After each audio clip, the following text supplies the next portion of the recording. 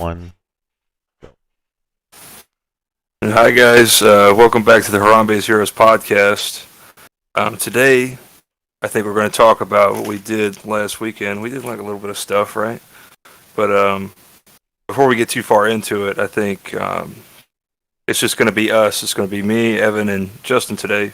Brian had something that he had to do.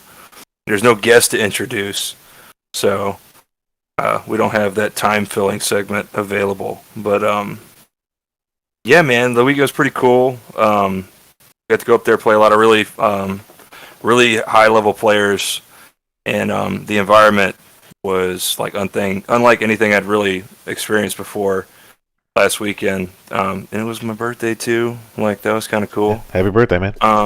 Oh well, I mean, you don't need to do all that. But that's kind of what I think about it. What do you guys think about it, dude? I've been talking for a little bit. Yeah, I mean, I think that it was one of those things that I was very surprised with how they ran it, and I was also not very surprised with how they ran it. I don't know how Games Workshop consistently does that to us, or at least to me, where it's like they meet all my expectations and then they don't meet all my expectations as well. So I know that's kind of like weird to put into words, but if you were there, it was like everything that we had guessed at, or at least that I had guessed at, with some of the things. I mean, they had to sign an NDA, and so there was kind of the illusion that we would be hearing some stuff that we wouldn't be able to talk about, and that was true. But at the end of the day, none of it was available to us AOS players, and it just isn't out yet. And so we kind of got put in the sideline, and then there was going to be awards, but apparently, it was just kind of crazy. Everything about it seemed like it was kind of a little bit of a miss. But but the thing is like it is their first time doing it, so I will give them some leeway on that. But it was still fun hanging out with people and meeting all the good players out there. Bill and Caleb especially was great getting to meet them for the first time. So, but what about you, Justin? It was exactly what I expected from a GW run event. Like Evan said, they give the illusion of there's going to be more, or there might be this, there might be that, blah blah blah. Sign an NDA, show up. All right, cool. What missions we playing? You know those ones in the rulebook? Yeah, 4 of those. Oh, okay. The people were cool. The judges were nice. The players were great players. They knew what they were doing. It was interesting to play. I played 1, 2, 3 different armies I had yet to actually play against, so that was cool. They paid for the hotel. They had good catering. So it was a cool event. I got some Lord of the Rings miniatures I needed without paying for shipping. Positive. So it was fine. But it was exactly what I thought it was going to be, even with the NDA. So that's my opinion. Cool. Oh, we lose Gavin already. So I mean, yeah, it was one of those things where I think as far as tournaments go, like I think they did a phenomenal job in all 3 of the major cities. This one was kind of like supposed to be a grand tournament, and if we're just talking about pure performance of how they did it did feel a little rushed. It was only 2 weeks after Austin, and even then, I think for Justin, and actually all 3 of us, we only found out we were going at the end of that Austin tournament, so it was kind of very strange. Felt like it was very, and then there were a couple misplaced emails and wording. Some of the lists were messed up, and some people were told they couldn't bring the list they won at the tournaments with. So where others most of the people ended up just bringing the list they won with. So it was a little confusing, but overall, I think it was still a good experience. I mean, I can't trash talk them too much. So. Yeah, I agree. It's like So like the structure was that's where the faults were. But like all the people that were there, you could tell how hard everybody was like working to make everything happen and go smooth. Especially on like the staff side. So I don't think there's like blame to lay at anybody's feet per se. It's just it was on a rush timeline and everybody was doing their best to make the timeline work. I think with a year of planning, like, and with more structure, like the event could be much better. Yeah, and at least from my perspective. I do think some people were asking if it was like, it's not the first time I've been asked that, but some people were asking if it was going to be in LA. I actually think it was going to be originally. There were a lot of original ideas they had planned for it. I remember originally it was supposed to be the best 3 painters would win, and then the best 3 generals overall would win, or would go. So, but then I remember I asked them in Orlando and New Orleans, I was like, are you sure you want to have painters fighting generals? Because you're going to basically just have 3 people fighting each other for the top spot. And they ended up changing it, I think, just after New Orleans. So there was a lot of, like, and I think, once again, it is their first time doing that. And so I think it was difficult for them to go off that, especially with 3.0 coming out just before Orlando. That's like throwing the game off completely. I know there were rules where at one tournament they ruled it this way, at another tournament they did that, but it wasn't a complete disaster. Yeah, it was a new cafe. That's what it was for in LA. It was supposed to be actually going out there, but we ended up going to Grapevine, and then we got to see their headquarters there. So that was actually really cool. A lot of the stuff outside of it, outside of the tournament itself, was really awesome. So, I appreciate having the opportunity to go out there. Generous on like that kind of support. Like the hotel was like great, and like they paid for all of our accommodations and food, or at least gave us the opportunity to eat, paid for food. So, like, not to just sweep that aside, like they're very generous with like the structure of the event, and like it was a great experience overall. We're just kind of trying to give them like well-rounded feedback, because if you just give somebody compliments and you don't tell them what they could do better, then like nothing changes, right? So I agree. Trying to give like constructive feedback too, so don't it might come off as slightly negative, but it's not intended to be. I think ultimately these were things that, like, I know the 3 of us especially, but I mean even talking with all the players and then just us kind of going through was like, well, what would it take to make it feel as prestige as what you would expect when you're in the top 8, or even in the regular 3, such as location stuff. I felt like one of the good things that they did listen to us on a lot of things. I know, for instance, they actually did not plan on streaming AOS at all originally, but that was one thing that I think every AOS player had mentioned, and they actually did give us a table, and they did give updates. So I know Justin was on stream, if anyone missed that. So I think Gavin was too. So yeah, for a little bit. There's one thing that was blatantly obvious, and we figured it would happen, but it was so blatantly obvious. It was just a little off-putting, was just how much they how far ahead they put 40K over AOS in terms of their effort and everything else. So yeah, they did do effort for the AOS stuff and things like that, and the TOs were great. It wasn't their fault. I'm not blaming anybody, but it was obvious. Like, if AOS is here, well, 40K's way up there in terms of their opinion. Yeah, I mean, competitively, that's the horse pulling the cart right now. So it's kind of to be expected, If they're gonna follow and support what their attendance numbers show them. So, I mean, 40K right now is ahead of Sigmar.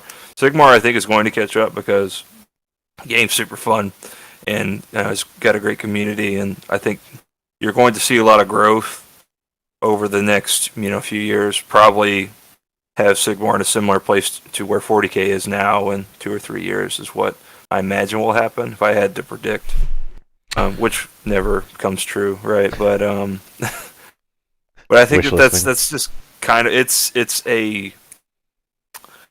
it is a function of reality. Like 40K is just a bigger game, more popular game, so it's going to get more support. So right, and I think every complaint has to have a compliment attached to it in the end, right? Like, or at least an answer on how to fix it.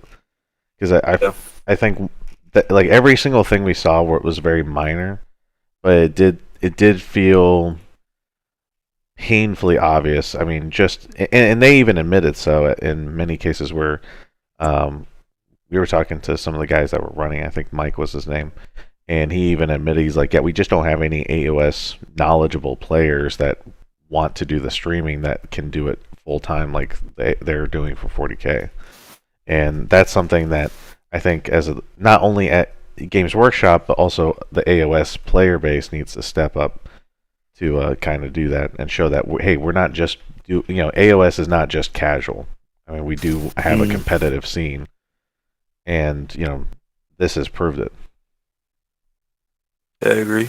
So that's all of our bitching and moaning, like in a general sense, right? We kind of want to talk about our games. Yeah, that'd be cool. One of the questions, I guess, is what everyone's working on right now. Since I think everyone's working on a little something new since we are done with the U.S. dude. Open stuff. Yeah, so I'm going to Everwinter in 4 days, and I'm gonna play Magakin there. So that's what I'm playing in the very immediate future. And then like a lot of people are probably doing, I bought some dragons because they're good, and I want to win LVO, so I bought good stuff. So get mad at me, dude. Dragons are really good. Everwinter is Boston, right? Yeah, and Boston. Boston's next week, and then LVO's in Las Vegas Open, right? So crowning, it's the end of year event for the ITC circuit, like frontline circuit. So do we know how many probably players going to be are planning on going to LVO? It's usually like at or over 200 players, so it's going to be a big event. It's probably going to be the biggest event in the United States this year. They always do a cut at the end of the tournament. They do 5 rounds, and then they take the top 8, and then they play 3 more games. So goal is to win that shit. So it's lofty goal, and there's a lot of odds and dice and things that go into winning 8 games. Like, winning 8 games isn't something you just are like, yeah, I'm going to win 8 games, but that's the plan. And Dragons are really good, dude, so I'm going to take them. Yeah. I don't know what faction yet, but I'm good building luck to you, them. Gavin. So. How about you, Justin? What are you working on? See you painting something? Yeah. Just more skinks, always more skinks. Seraphon? Yep. Skinks and skinks and skinks and more skinks. Yeah. My cat's doing okay. It just sleeps like it's dying. Oh my god. No, dude. He's lying, he killed it. He was making noise. See, it's moving, I swear. Like, there we go. Like, it's stretching. Just gonna go like this now for the rest of the stream. Like, everyone's staring at the cat. Perfect, dude. So, myself, I think I'm working on Cruel Boys. I'm waiting to see, because like I feel like a Destruction Army is due for an update, whether it's Ogres or dude, it Gloom was Spike called Gets. Auric War Clans. I don't know if you've heard of it. Well, like I think it's one of those things where they're slowly. I think because of the whole GUR thing, they're like really leaning into updating them. Yeah. I think it'll be interesting to see what they do with it. I think because there's been rumors about Gloom Spike Gets and Ogres getting their update. So and of course the winter FAQ. I don't even think I'm going to make a decision like build a list until I see if they update points or not. Yeah, for sure. I think there's going to be a ton of points updates, and that's really exciting. And then Magakin's coming out too, so that'll be another book that'll be fun to peel apart. I guess we can circle back to that one as far as what we predict for. Circle back. Circle back. For as far as like come back to that, talk about our games, and then we can always talk about like what we expect in what our predictions are in the FAQ. What do people in the chat want, dude? Not too much. I'll put a poll together.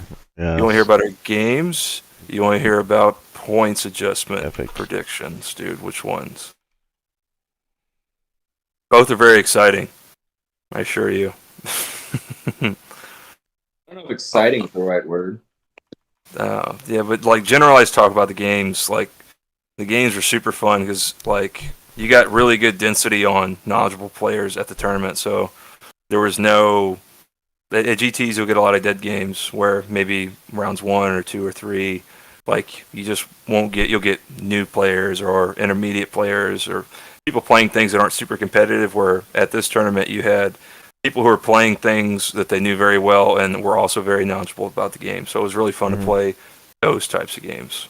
Yeah, it is nice being able to know that every player there is going to be at least a competent skill level. I mean, because you don't. It's very difficult to luck your way into 5-0 at those tournaments. I mean, it's not impossible, but it is very. It is there is some difficulty unless you're. Put your hand down, Justin. No one believes you. No one believes you. You can luck into it. It's crazy. No, I think it's tough. To get first place and go 5 or like 5-0, okay, fine. But to go first place with like max points, max everything, like that does take some skill and talent. Yeah.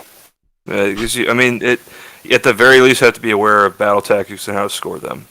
So like that in itself is proof of a player who is aware of what they have to do to win games, because you see a lot of players just completely oblivious to their battle tactics and their impact and value on the game. They just want to kill stuff, right? And so still waiting for. Oh, go ahead. Sorry. No. You want to talk? No. Sorry, I didn't mean to interrupt you. I thought you wrapped it up. I was just saying that we're still waiting for a couple more votes, but in the meantime, I guess JTJ was wondering who's going to get the biggest nerf: Lumineth, Suns, Ironjaws, or whatever he's playing. Ironjaws will get the biggest nerf, or whatever he's playing. No, I'm serious. Well, it is whatever JTJ is playing. But what I think you have to kind of define what a nerf means, right?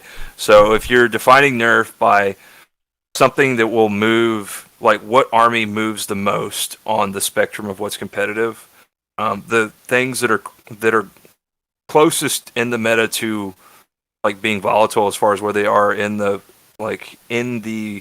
spectrum of the meta are things that are super dependent on 1 or 2 war scrolls, right? So I think that the things that fit that, if you're going to look at the top end of what they will nerf, is like Lumineth, Sentinels it won't move them as much as people think. Like Lumineth, they're still going to be a like super solid army, but right now they're like at the high end of oppressive with Sentinels. So if Sentinels get points adjusted out of the game, I think Lumineth will fall back into like the upper middle area instead of the top. Daughters are going to be one of the factions I'm looking to get brutalized, because right now they're overrated from the perspective of, I think the community overrates how strong the faction actually is.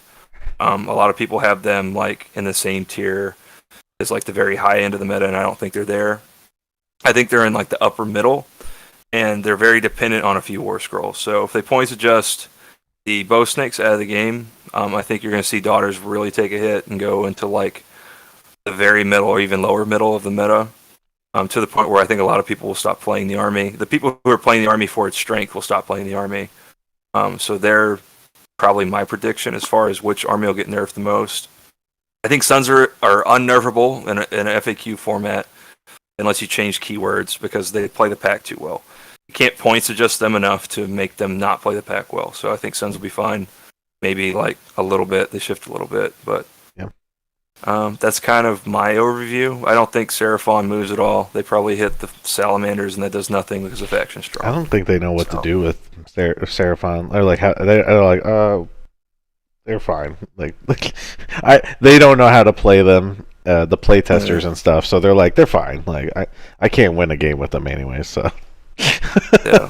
And they're like right in that weird area where like they're so good at everything but not oppressively good at anything that they're hard to points adjust. Yeah. So many models. I think that's why I think GW is like, you know what, we're just gonna keep coming out with factions that only have like 13 models total, or 13 units total, and therefore, Horse rolls. Like yeah, exactly. So it's like super easy to like, balance it because the entire army's like, or like giants or dragons or whatever, because then it's like a lot more streamlined for it. But so got the vote back. Every single person voted for games. Okay. Don't stop talking about points. Who wants to go first about the day one stuff, dude? Go ahead. Me? Listen. You want me to talk? Oh, yeah, Gavin. Or you want to talk? I'll talk. Yeah, I'll talk. So day one, we didn't really know what we were going to play because they adjusted the missions a couple times, and they adjusted it again on the day we got there. So that was a little surprising. They had a card pack with missions that they gave us. So at least we knew the rest of the schedule once we got that. But we wound up playing, in the expedition game, we played Apex Predators. They made me play Evan, and they took his Gloomspite Gitz army, and they made it worse. That was awful. And they thought that I was playing a narrative Seraphon army, so they didn't change my list at all. And I killed all his heroes. And then we had some fun. Yep. But that's how the game went. Yeah, to piggyback off that, it was one of those things where after 15 minutes, I like kind of whispered to Gavin, I'm like, hey, I'm going to just keep like playing this out because I really don't want to embarrass myself in front of everyone. And I gave it another I think 20 minutes, and then I could tell that try, yeah. Yeah, he's like, all right, I'm going to roll 60 dice for these skinks, and I was like, hey, you know what? Like, we can just call it here. I'm like, I'm good. Like, I don't want to make you have to your hands go numb. Evan's army leans across the table with a broken nose and 2 black eyes and a busted face. Like, hey, I think we can.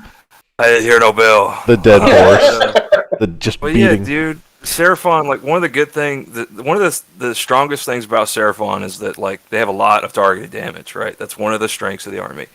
And when they take a Gitz army and they disperse even more of the power throughout the book, and then they put me on a mission to where targeted damage is at a premium, I don't have any of the bulk damage problems that I would normally have against Gitz list. Seraphon, one of the weaknesses of Seraphon is I don't have the ability to do a bunch of damage. It's like a bunch of chip damage that's targeted. So if you just reduce the amount of things I have to kill to 3 or 4 characters, Seraphon's super awesome at that. And then I have 6 really tough to kill characters that he doesn't have a lot of tools to pick at. So that's just how the game developed. And it's just a natural matchup between the armies. We still have fun because we always have fun when we play.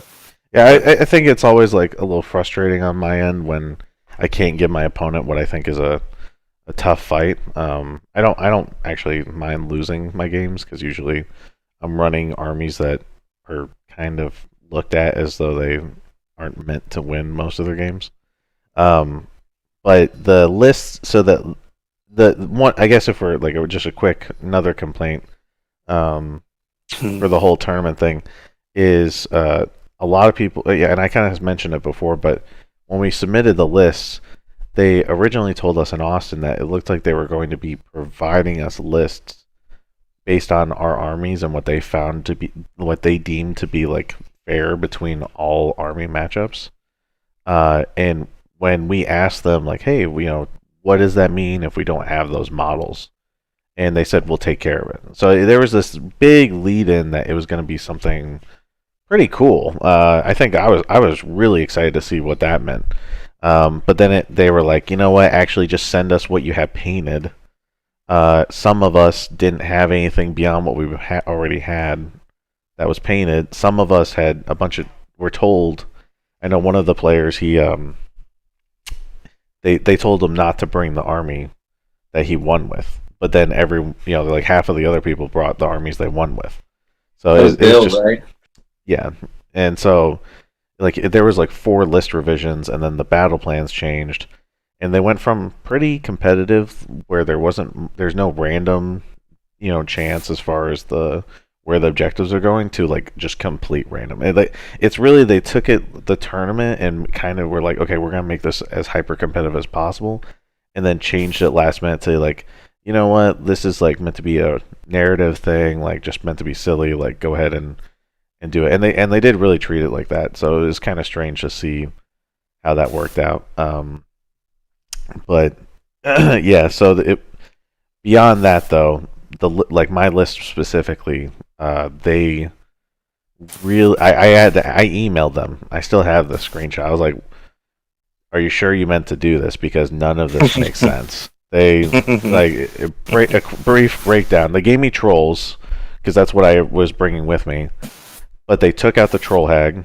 I guess because she's a forgeable model, and put in a Scragrot not as my general, so he doesn't get any of his abilities. He doesn't generate CP. He doesn't move the moon. Doesn't really do anything other than be a wizard. And then they also gave me the Jaws of Mork subfaction, which is for squigs, and I had 0 squigs on my list. So I was like really fighting uphill, and it only at when the game started that Gavin, my opponent, was like, "Hey, did you mean to do this?" After I already have an email where they're like, "Oh yeah, we meant to do this intentionally." They were like, "Oh, I guess something must have been wrong on that. Like, yeah, just change it to whatever you need it to be." I'm like, okay. I mean, it was one of those things where that was like summed up the entire tournament. Like 5 minutes into the tournament, and that was the entire thing. And so it wasn't like a complete, hey, was a waste of time, because we did all have fun. I think, at least I can speak for myself and say I had fun. It was worth it, but it was just come on, guys. Like, there's like 10 of you here. We can work it together. And of course, then and then they didn't change Gavin's list. I don't know why, and so like it just became super uncompetitive and just not fun, or not as much fun as it should have been.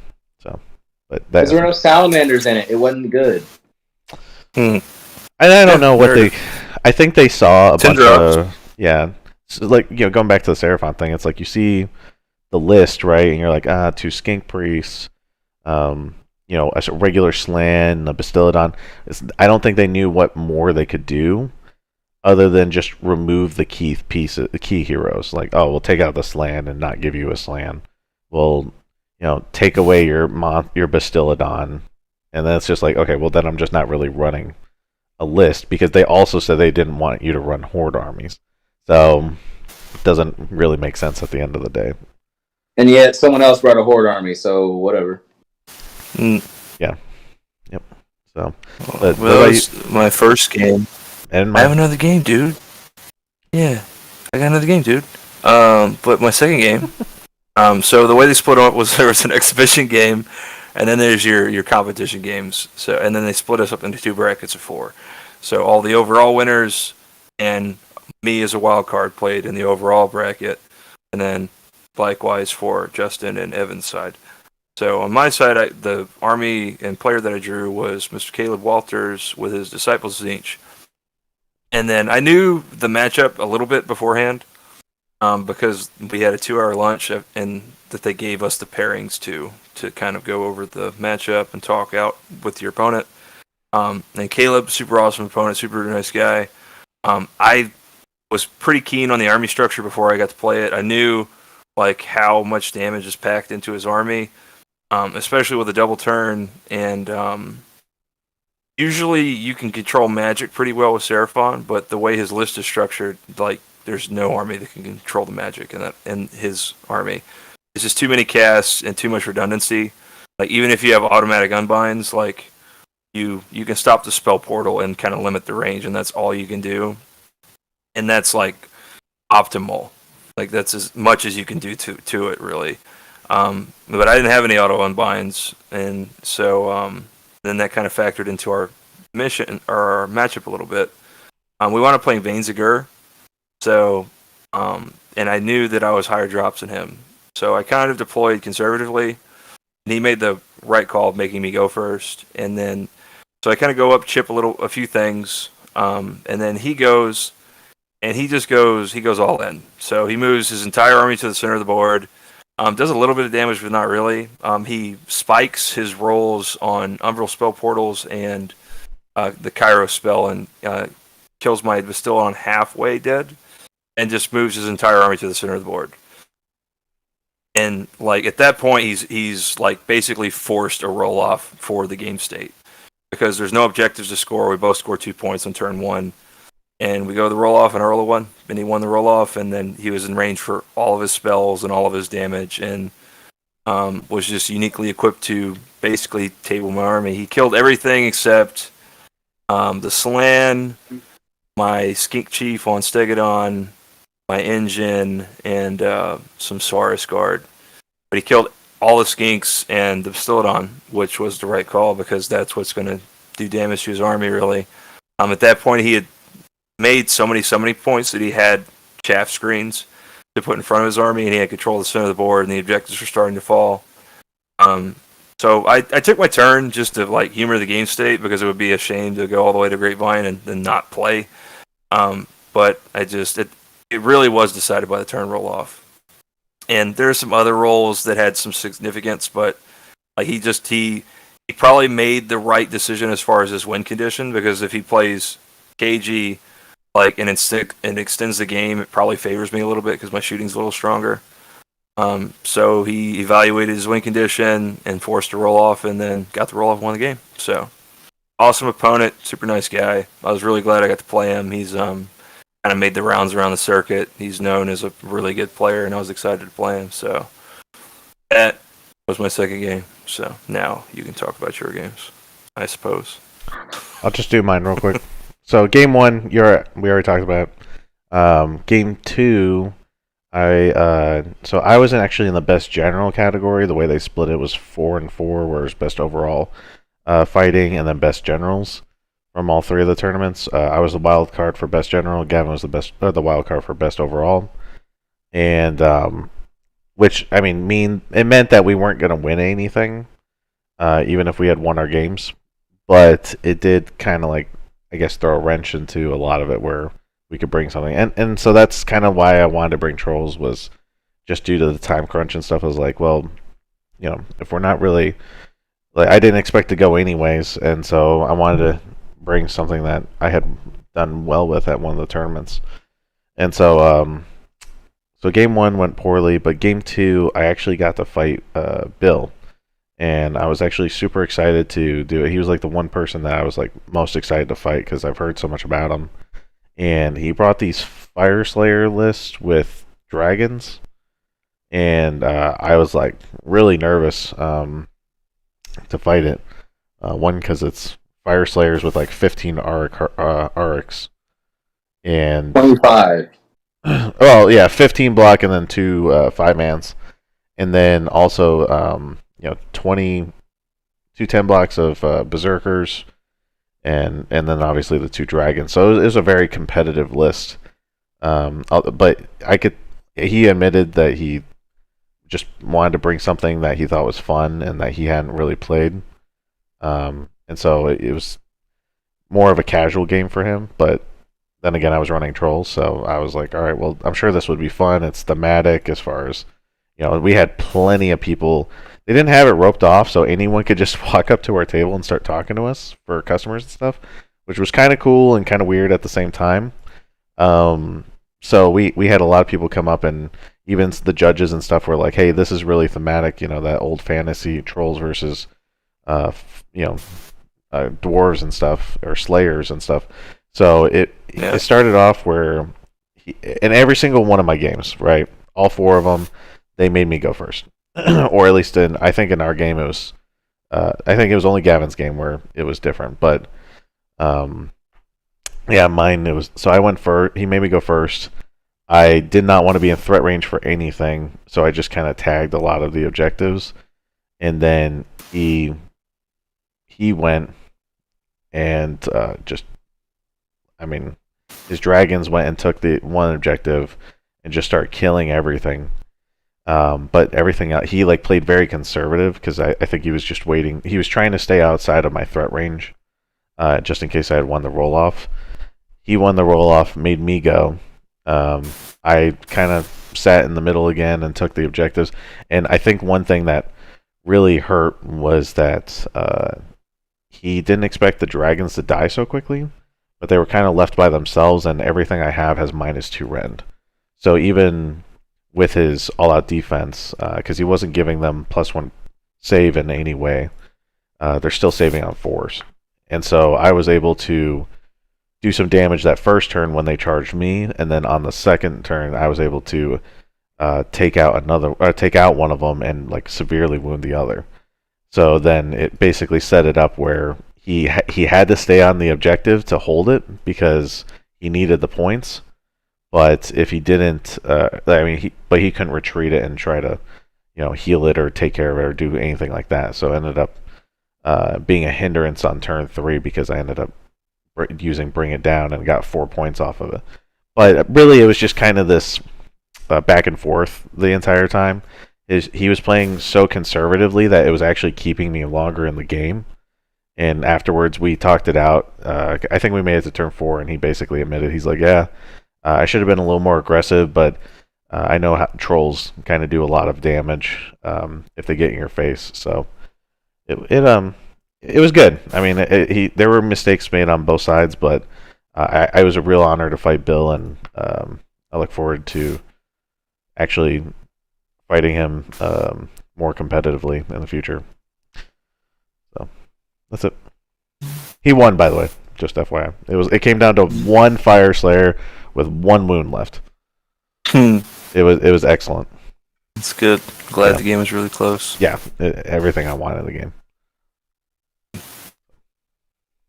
Justin, tell us about your stuff, dude. So we, like everyone said, we had the not real game and then the real game every day. It was the same way. My first game was against Giants, and on the mission where your leaders take it, if they have it, they hold it until you kill them. So, yeah. Wonderful mission for Giants. Not so great for me. We played it out. I killed most of his stuff, except for the Kraken Eater and his general with the amulet, and at some point the game just came to he avoided me and scored points because I couldn't take it away with my Rogue Idol and my Maul Crusher, who were untouched all game, killed everything they ran into. He was running 3 bigs and 3 littles and individual units, so I mean, not the best giant list. It's Giants on a mission where if you're a leader and you take the objective first, it has to kill the model before they can take it away. I mean, I played it out. It was close, at least. It was within 4 points, so I'll take that. But I never got a double, which would have been tremendously helpful. So, yeah, I lost. It was what it was. Didn't really care. It was the games that don't matter, so, The opponent was kind of a dick. He won the Giants. Like, there was no, extreme amount of skill. I've watched Chris play Giants, and there's at least skill with what he does. He thinks about it. No, he just played Giants, moved on objectives, like, I win. It's like, oh, okay, cool. So, that was the first game. Sounds like you had a really fun time, dude. As soon as I saw the mission and I saw Giants, I'm like, all right, wonderful. So, the second game was more fun. This was my actual game. I played Cody Schultz. Is that correct? Evan, is that correct? Cody Schultz, I believe is Schultz. Okay. Yeah. He had a Soulblight list, which was basically an objective claim, block you out kind of list. 2 units of 40 zombies, big unit of 30 wolves, Belladama, Necromancer with Van Hells, and Foot Vampire, and the mercenary giant that you can take in death, which I think is a Gatebreaker. It's a Gatebreaker, yeah. Yeah, so we were playing the mission where the first objective doesn't come down until turn 2, the other 2 come down turn 3, and it's all random. But they're worth the value of the turn. The game kind of had a bit of back and forth. I made 2 really big blunders, and it almost cost me the game. Is what it is. I had pretty much tabled him by the bottom of 3. The only reason he was still on the table was because, Soulblight brings stuff back on a 4-up, 5-up. And he got that. He only ever killed 1 unit of pigs out of my whole army, the foot boss. That's all he kills out of my whole army. and then the giant by himself killed 1 unit of pigs. So it wasn't exactly a killy army. The whole objective for him was to score early as much as he could, which this wasn't a great mission for him.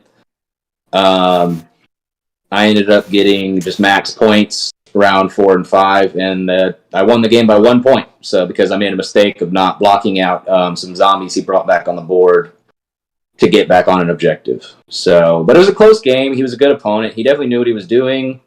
He made a mistake early on and just completely, we went through combat, shooting, everything, completely finished the turn, and he had never picked a battle tactic. Neither of us realized. So, at that point, we kind of just stared at each other like, we don't know what to do, so we just kept on with the game. But it was a close game. He was a good guy, knew how to play his army very well. He had never played Iron Jaws before, and I'd never played Soulbite before, so was definitely a learning game for the both of us. But that's about it. So I won that game by 1 point, squeaked it out. And then day 2, I guess I'll go. Yeah, let's talk about my day 2. No, I want to go. I got to play against Bill Souza on day 2, which I was really excited for, actually. I've been talking to Bill for a little bit now, because I had applied back a couple months ago for a spot on Team America Worlds, and for the event that they traveled to Prague for, and I was actually extremely lucky and honored to accept the invitation to their team, and so I was really excited to get the over the board experience with Bill because we talked but never played. And with his list that they changed for the exhibition list, they put Bundo Whalebiter in his list instead of Dragons, which affected the competitiveness of the list a little bit. So before the game, we kind of knew the type of game it was going to be. Even with that considered, he played extremely well, and definitely made it an interesting game for the first 2 or 3 turns. His list kind of ran out of steam. I think the mission we were playing was Tectonic Interference, so it had a premium for control over the center of the board, and my list just does it better than his in a few different ways. But he took first turn and kind of took control of the board, which was a good call as far as board development. It was going to be hard for him to take control back and start scoring. His army just kind of wilted against my damage. And close when we kind of called it at the end of turn 2 in points, but the board had developed kind of in a skew in my favor, and Bundo died at the end of turn 2, so we kind of talked out the rest of the game. But Bill's an awesome player, and super experienced. He's a guy that's been around through multiple editions of Age of Sigmar and has always played at a high level. And I mean, that's one of the clearest signs of a high-level player, I think, is the ability to adapt to new rule sets. He's always been at the very top. So it was great to see someone that was that savvy with the rule set. Just made a lot of really interesting choices as far as just deployment and the way he took the board, and just a lot of little nuanced things that you can tell, you understand why he's a good player, because he's very keen on the nuances of the game, where a lot of people oversimplify the game and just go through the interactions in a brutish manner and not pay any attention to the nuance of the game. And you can get a lot of value out of the nuance, especially at the higher end of play. And he was super keen on most of that, so it was great. It was great to play him. I was honored to play him. And I'm looking forward to playing against him in the future. So that was my exhibition game. And instead of playing a competitive game, they let me and the Giants player play a mixed game of Age of Sigmar against 40K, and with a hybrid rule set. And it was a great idea, but it was a train wreck in application. And I think everyone that was involved in it kind of knew it was going to be a train wreck, because one of the big complaints about the game state of 40K is that there's an obscene amount of damage in the game, and the way that they carry the damage over didn't mitigate that damage skew. So Yeah, we played a turn. He went to center. I chipped him a little bit. I killed some of his stuff actually, which is kind of cool. It was cool to like kill Marines with a Bastiladon and do like some of that kind of stuff. But I mean, if you're informed at all about the damage numbers that are in 40k right now, he was playing Blood Angels, and they're considered a weak shooting army, and his shooting was probably twice as strong as mine in terms of volume of damage. And it's the weak part. It's his secondary damage phase. And so on turn 2, he won the turn roll off. If I had won the turn roll off, it might have been more interesting. But he won the turn roll off, and the mechanics that they told us to use for the game was whoever's turn it was, they used their mechanics. So he got in 40k. If you charge, you go. It's just like deep can always strikes first. So he charged with his entire army because he went to the center of the board and had all jump back infantry. So he charged my entire army and killed my entire army in a combat phase. And we kind of called it. I laughed the whole time. I got to play against one of the Art of War guys who they're a known quantity in 40k, very high level players. So I was happy to network with him. We talked a lot during the game. We traded dice, and it was it was a really cool experience, probably a once in a lifetime experience, if I'm going to be honest. Like, I won't ever go out of my way to replicate that, and I don't think that there's going to be events that try and do that. So it was a unique opportunity that I was happy to take, and great day of games overall. And that was my experience on day 2. Justin, you want to go now? Yeah, mine's quick, so I'll get it over with. So my exhibition game was a lot more, I guess, even than my final game. I played a Daughters of Cain player with he was doing Hagnar again. Marathi, bow snakes, melee snakes, Tunes and Sisters, Cauldron, doing the 5-up ward to everybody, and a priest and the Iron Scale. It was on the tectonic interference, I believe, and the objective stayed on my right, his left, the entire game, which turned out to be very important. But anyway, I made him go first because I was a 2-drop. My list for the exhibitions was 2 Maw Crushers, 3 War Chanters, Shaman with the teleport and reroll, 1 Maw Crusher had Amulet, and then 4 units of 3 Pigs. So they made me drop my Rogue Idol and my Foot Boss and made me take a second Maw Crusher, so whatever. I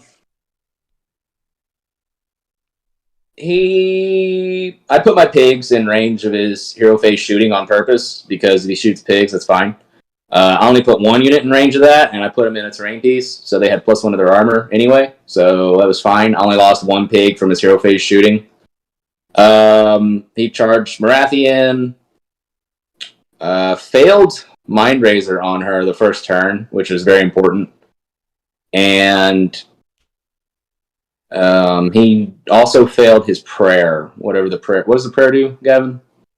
Blessing of Cain, the reroll on his sword. Yeah, he failed that on Marathi. But he threw big Marathi in anyway, and chopped up 2 pigs, left 1 pig alive with 3 wounds on it, and scored the middle objective and his left side, my right, so the prime and the second. So he got 1, 2, 3, 4, 5 points. So, and then we go to my turn 1, and of course destruction's always fishing for the double. So my turn 1, and what's important is in that combat phase, I had 1 pig unbuffed do 3 wounds to Marathi. It's very important. I couldn't Mighty Destroyers because he was in my lines, so I'd just be forced to charge, so that was a waste, so I just held on to my CP. I used a prayer and healed that pig for all its wounds, which tended to be a theme throughout the game. I just healed. Anytime I did a heal, it was just 3 wounds flat every single time, which was really lucky on my part. I threw 1 Maw Crusher to the far left, along with the wounded unit of pigs, and with the intent to take that objective and kill the Cauldron to stop his 5-up bubble ward. I took the other Maw Crusher and another unit of pigs to the right to take the prime objective and killed a unit of sisters. And the way he had deployed his melee snakes, they were within 3 of a flank on his sisters. So I was able to, when the charges came around, I gave my 3d6 charge prayer to the pigs, rolled really pretty good for it. Figured I'd go ahead and wah, because the cauldron actually had Mystic Shield and all kind of buffs, a couple different buffs on it, so I just wanted to make sure I would kill that thing outright. So he had no armor, and then the rest of his army didn't really have armor, so it would be irrelevant anyway. In the shooting phase, the Maw Crusher with his 4 shots did 3 more wounds to Marathi. So in the first battle round alone, Marathi's half dead, which ended up being very important. But anyway, the pigs charge in. I wipe out the Sisters of Slaughter with the Maw Crusher, so it gains wounds and attacks, but they're within 3 of the snakes. They both have Violent Fury, and so they pile into the melee snakes and kill all but 2 of them. And then with smashing and bashing, obviously, the order was I fought the Sisters with the Maw Crusher, then fought the Cauldron with my other Maw Crusher, and then fought the Bow Snakes with the pigs. So I did all my stuff before he got to do anything. I killed the Cauldron with Maw Crusher with like 24 wounds done on a 12 wound model. Even through his 5-up rerollable, but he did save a lot of that because it actually did a lot more damage than that. And Marathi killed a pig. Great use of a 360 point model. I should have just retreated the pig. I don't know why I didn't, but oh well. Going into 330 points, dude. Okay, sorry. I don't know the points to an army I don't play. Well, don't say the points if you don't know them, dude. I said 300 something. Anyway, I don't get the double, which at the time I believed was going to be a game for me, and I took a really harsh beating at the top of turn 2. He wiped out my Maw Crusher. He killed a bunch of pigs. He wiped out the Maw Crusher with the hero phase shooting and the regular shooting. This is the Maw Crusher without amulet. And he did bring it down on the Maw Crusher, again, obviously. Killed it with Arcane Bolt off of Little Marathi in the combat phase. Charged Big Marathi into my main Maw Crusher, who I had Finest Hour, because why not? And he still had Mystic Shield on it from the previous turn, because there was no point teleporting, so... she fought and did 3 wounds to my Maw Crusher with everything she could, so... It's fantastic. And I fought back. He didn't make me roll. He just was like, 3 wounds. He's just like, nope, I know what happens. His melee snakes fought my pigs, and they both died in the return fire.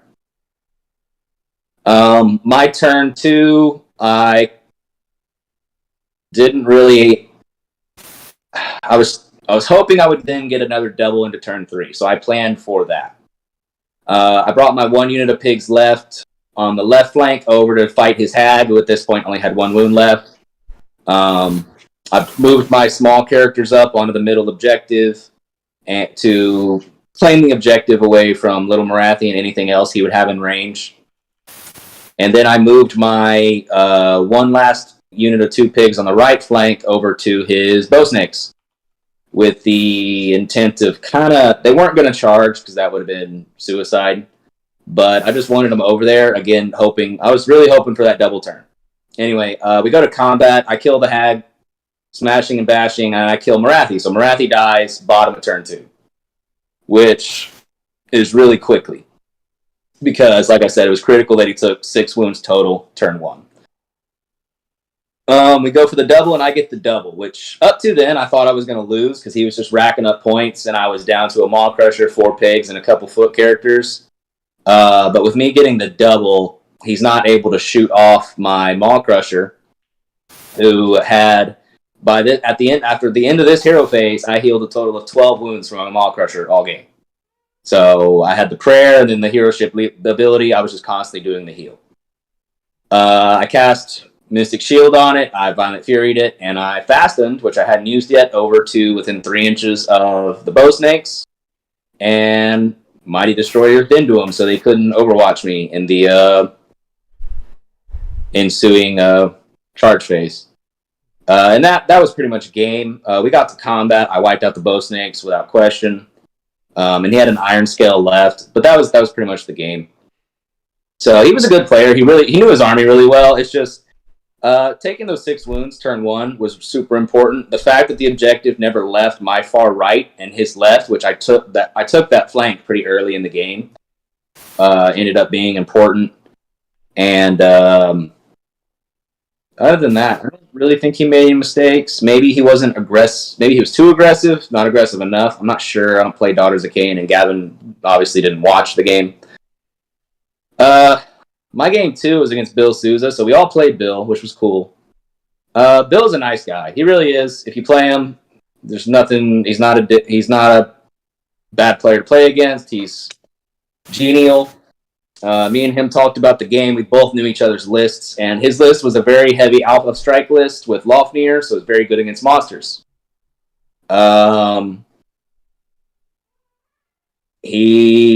We knew the game kind of came down to 2 dice rolls. Who deployed first, because we were both 2-drop, and who, if any of us, got the double turn. So I rolled a 1 for who drops first, so he made me drop first and made me go first. So I run up, I make my caster a monster. The Rogue Idol, the Maw Crusher, and the caster all run. I take the 2 middle objectives and my objective, and that gets me 8 points. I screen pretty okay with my pigs. I made one mistake. My Rogue Idol was an inch too far up. I turned its base away I shouldn't have. And Bill's turn, he drops down. At this point, we really didn't care about ranges or anything. I mean, we just weren't too strict on the 9 inches away because it just didn't matter. He was going to have enough. So he shoots the Rogue Idol down because with 14 saves on a 4-up, I can't pass more than 1. And they're 2 damage apiece, and I can't pass more than 2 5-ups. It was absolutely wonderful. We go into turn 2, and this is the only... his army really can't hold up to me if I can get just my go, he go, my go. I lost the Rogue Idol, that's fine. I had plenty of strength in the rest of my army to clear out a good chunk of what he had left. Just in his army. The only thing that had any way to stand up to me was 2 10-man units of Hearthguard, and that's fine. If I clear out everything else... He had 2 dragons, but I really wasn't too afraid of them because I was going to wah. So they're -3, +1, so -2, so 3 up, 4 up, 5 up. I mean, I'll take that with 3 pigs, that's fine. We'll see how it goes. If they die, they die. The Maw Crusher and the other 12 pigs, the other 9 pigs, and the Foot Boss should be able to do quite a bit to the rest of his Fire Slayer army, which was mostly Auric Hearthguard, as you heard earlier. But nope. We go to the double turn, I roll a 1, and he rolls higher than that, and we pretty much call it from there. Because I had 3 rounds of game, no way to give damage out. He had 2 rounds of game and did good damage both rounds. There really wasn't a point in playing. I mean, we talked it out, right? Like, even if I redeploy, he has enough movement to get close enough. He's going to have 50 shots, hitting on 2s, re-rolling 1s, wounding on 2s, -1 rend, 2 damage into the Maw Crusher. And I guess I could have finest houred and all out defensed for +2, so I'd be at a 2-up save. I just didn't think it was reliable. The dragons are going to come in and kill the unit of pigs. He's going to kill most of my other pigs with his combat. And so I'll have a Maw Crusher left to fight his entire army into bottom of turn 2. I didn't see a point, really. I mean, I guess people wanted to see it. I'm sorry if you did. But I just didn't see a point in beating my head against the wall. So I lost that game. No will. But like I said, me and him both talked about it. We knew it came down to those 2 dice rolls, and I couldn't win just one of them. So, GG. Cool. I mean, so I guess my games, I actually had some pretty good ones. So game 3, or I guess game 1 of day 2, I actually they ended up like typical GW. They matched Gavin Justin and myself up, and then I was like, but we're both in best general, and then they put the top 2 for best overall together, and they were gonna be in there. They were supposed to match for the competitive round, so they would have fought twice if they had done that. So I was like, all right, well, I'll fight the Zinch player then, if that's the case. And Caleb was really nice. He actually let me run my normal list because I told him, I was like, look, we're going to have a 15-minute game if I have to run like non-general scrag route again. And so he's like, nah, man, just run your normal stuff. Because they didn't change his list either.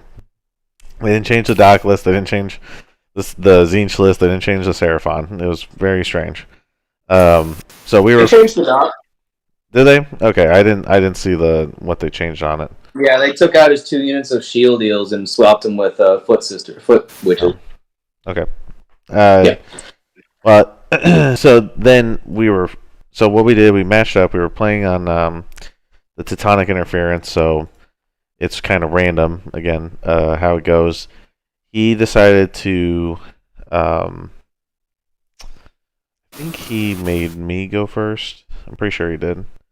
Because he knew I couldn't get into, and that's a common theme with trolls is like, unfortunately they don't really have anything at range to do as far as threatening, and so he ended up. Actually, no, I'm sorry, I apologize. He did go first on this one. I completely forgot about it. He went first because he wanted to get the spell casting off. He got, I think, close to 18 spells off the first turn.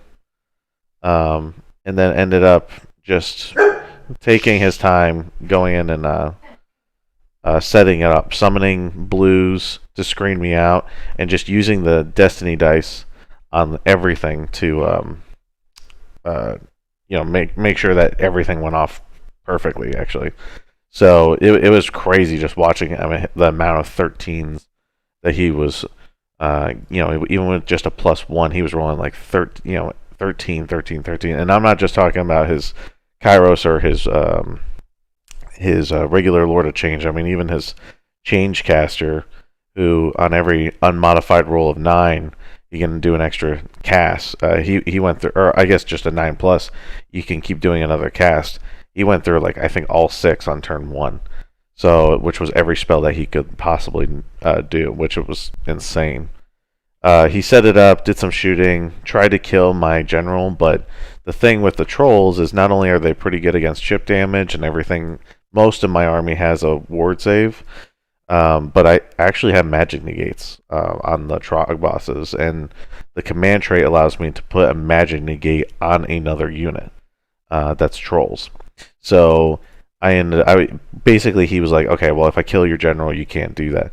But because of the magic negate and the mortal wound shrug that he had, he was able to tank it out and not die from it. He tried to throw his screamers into me turn 1, but I had all out defense to them, and he ended up just not being able to do enough. I think it got down to 1 wound left, and then the Trog boss took its time killing everything that was around him. So that was pretty fun to.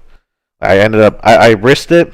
I probably shouldn't have done that, but I was like, screw it, whatever. I slayed his. He ended up summoning a spawn that was probably going to kill my Trog boss, but I ended up slaying it on a 33% chance, and then killed the rest of his screamers. So he wasn't able to kill it, and then the Trog boss ended up like over the next 2 turns healing to full health because I just kept using heroic action to heal, and then also his natural heal on his War Scroll. So that was turn 1. He scored max points. Then on my turn, I kind of moved up. I was playing pretty defensively because I knew his 18-inch threat range was pretty bad. Also, JCJ, I will go ahead and see if we can get those lists and post them somewhere. They didn't have them anywhere, and we're supposed to kind of show them to each other, but if I find it and I get the okay from GW, because I think that's where they showed us the list, I will make sure to post that. Yeah, especially in the Discord. So, other than that, we just kept playing back and forth, where we were actually tied the entire game, points for points. We kept going back and forth. I won all the roll-offs, so or at least I always went first, so I was able to heal some of the damage he was doing to me. Make sure the Troll Hag had the 4-up magic negate on her, because she was kind of like the big destruction piece that kind of held my army together, because he didn't have anything that could actually kill her. But the problem, the big killer was his hero phases. he ended up getting over 60. I mean, it's a guess, but I know he was easily over the 4 turns we played. He probably got 50, 60 plus fate points just on spell cast that he got.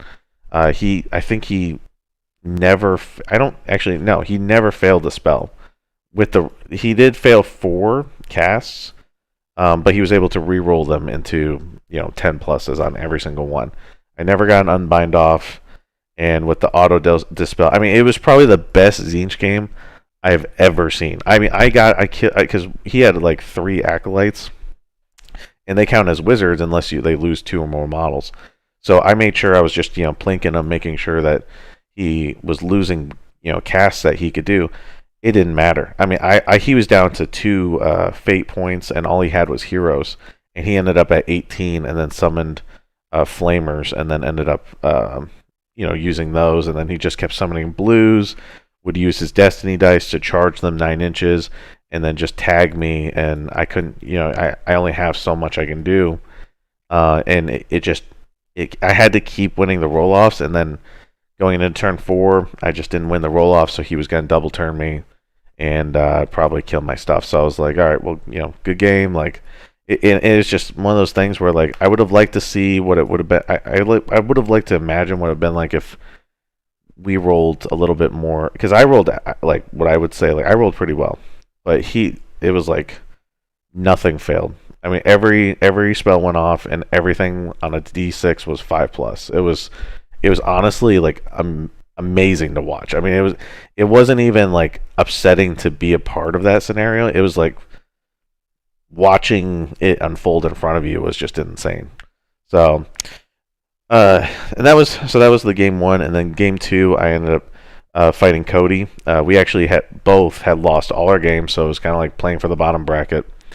And Cody, we set up where it was like the old, I can't remember what Power Struggle or whatever, but it's basically the old Battle for the Pass.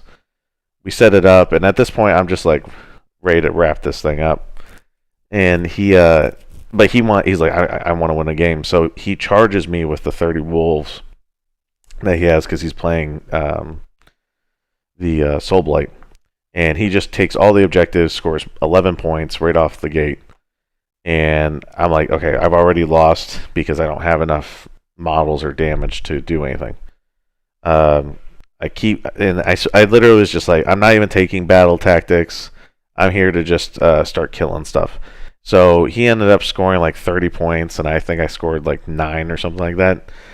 But at the end of the game, but he lost everything. He only had I think 20 zombies that he summoned back, and then his necromancer, and that was it. Like, so technically, if you take out the summons, it was literally just the necromancer that he had left. So it was just way too many wounds. I think he ended up over 200 plus wounds, and I just did not have the damage output because everything he had a 6-up ward save, even with my -2 rend, and he was just like, his heroes were passing off wounds to the chaff that would die, get resurrected, and then could still pass it off again. So just not enough I could do. That army is very point efficient, and it was a good game though. I really had fun. Like, I think all the games I had were at least just really enjoyable in what they could do, and I got to meet and network with some really amazing players. Because when you go to a lot of those GTs, you usually fight 3 players that are kind of new to the game, or just casually playing, and then you maybe get to fight 2 actually decent players. So this was nice to fight 4 amazing players. So, but that's it. I think I'm done with that. So, I think that pretty much wraps it up. It wraps up our games, dude. We would still want to talk about points. Yeah, I think prediction wise, we could just guess what wish list versus what we actually expect to happen. Yeah, like mine's from earlier. I think Doc will probably get hit the hardest, if I had to guess. And Dragons need to get hit again, dude. Like, you're gonna see it as the game develops over the next 6 months or however long it takes them to look at the scroll again. Like, they're too strong. Even with points adjustment, it's not gonna do anything. Like, War Scroll is super strong. I'm not going to play it like monofaction, but I'll probably play it in LVO and then look at other things and other options after that. But yeah, dragons are going to be a terror across the game. I'll be interested to see how Nurgle is, and then I think there's a couple. I think Deepkin's rumored and Fire Slayer's rumored soon, so that'll be interesting. changing. But that's my Cool. predictions. So What about you, Justin? You think anything? I think the rumors that were posted in the Discord a while ago were probably decently accurate. I think the Foxes lose the movement in your opponent's shooting phase. Ironjaws are going to see a pretty significant point increase with the 2 units that make their army work. Honestly, if War Chanters don't go up, I'll be a little shocked. They're only 115 points. I wouldn't be surprised to see them at 135. I agree with Gavin. Dog's probably going to go up because people just keep running the same stuff and they keep winning lists because who knows? Who knows? Shooting twice is good. Who they don't really win though. They go 4-1 a lot. I know, but it's enough to draw attention. Yeah, sure. I think Stormcast are going to be unchanged. I think GW's going to love the poster boys and they're just going to sit.